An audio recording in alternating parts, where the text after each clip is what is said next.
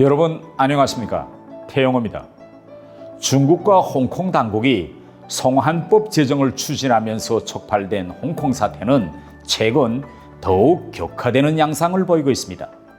이런 가운데 지난 18일 홍콩 도심에서 대규모 송환법 반대 시위가 열리고 이에 중국 무력이 개입하여 진압할 것이라는 우려가 높았으나 다행히 시위는 비폭력으로 끝나고 중국의 무력 개입도 없어 세계는 안도의 숨을 내쉬고 있습니다.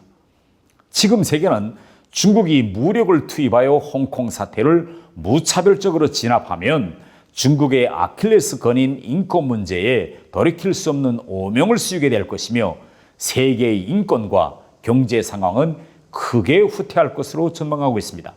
사실 중국은 홍콩 반환 이후에도 50년간 홍콩의 자본주의 경제 체제와 민주주의 정치 체제를 유지하도록 하겠다고 약속하였습니다. 중국이 국제사회에서 책임 있는 역할을 수행하려면 홍콩 사태를 평화적으로 인도주의적으로 해결해야 할 것이며 다른 나라들도 중국의 홍콩 사태의 평화적 해결을 주문해야 할 것입니다. 그런데 이러한 세계적인 추이와는 대립되게 북한만이 홍콩 사태를 강경으로 다스리라고 중국에 주문하고 있어 사람들의 눈길을 끌고 있습니다. 북한 노동당 기관지 노동신문 8월 13일자는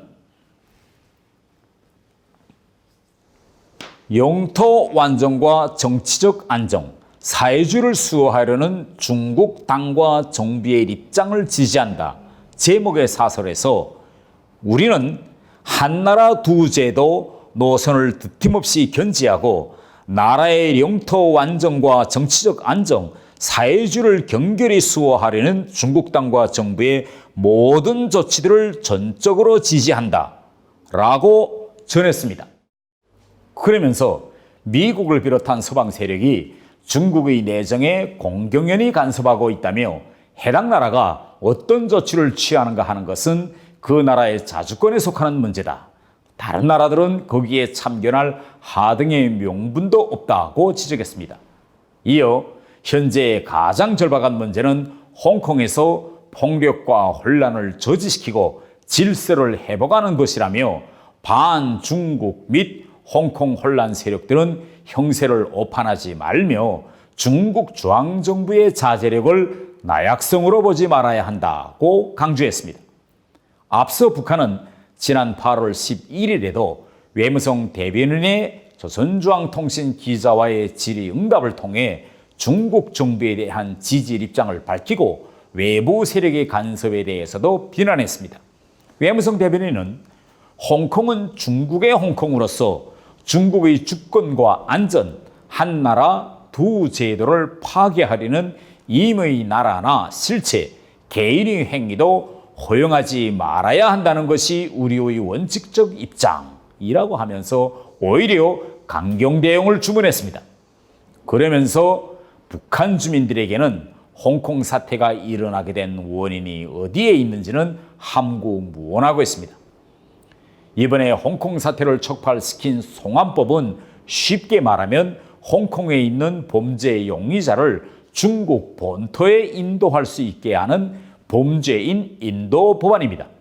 얼핏 보면 별 문제 없어 보이지만 이 법이 채택되어 악용되면 홍콩 시민들을 중국 정부가 끌고 가서 마음대로 법정에 세울 수 있게 되어 반중국 인사들, 인권운동가들 등 정치범들이 합법적으로 중국으로 끌려가서 제거될 수 있습니다.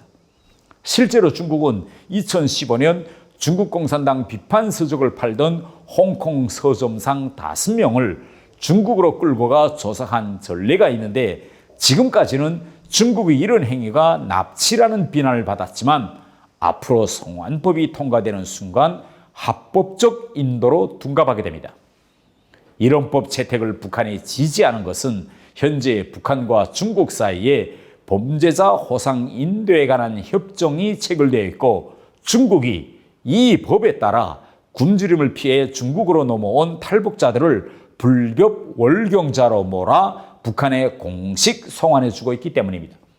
반대로 북한은 중국에서 반체제 활동을 한 인사들이나 인권운동가들이 북한으로 피신해 올 경우 무조건 체포하여 중국에 송환할 것입니다.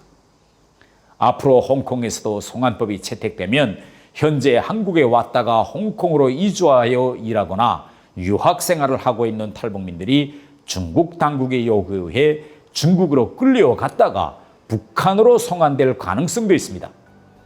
그러므로 우리는 전체주의 독재 국가들 사이에 체결되는 범죄인 호상 인도에 관한 협정들을 폐지하기 위한 국제적인 캠페인을 벌여야 할 것입니다.